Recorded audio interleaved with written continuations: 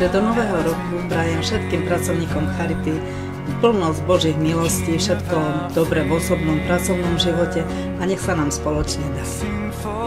Tak všetkým ľuďom dobrej vôle prajem predovšetkým takéto skutočné prežívanie Vianoc, aby išli na hlbinu, aby pochopili, o čom Vianoce sú, aby naozaj boli pre nich tie Vianoce milostiplné a požehnané a aby z toho, čo Vianoce prinášajú, mohli čerpať ďalší rok.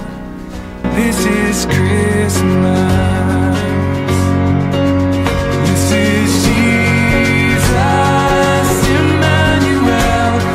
Požehnané sviatky všetkým zamestnancom z diecéznej Charity. Tak všetko dobré, hlavne veľa zdravia, šťastia, požehnania.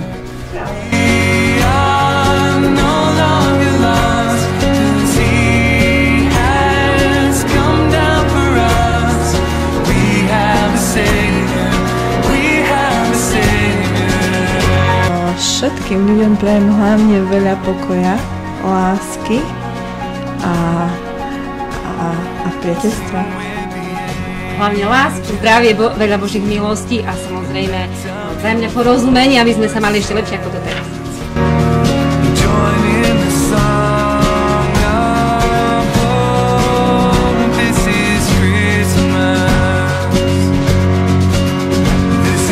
Ja vám prajem veľa radosti a pokoja v kruhu rodiny a naozaj, aby tie sviatky boli požehnané a plné nádeje.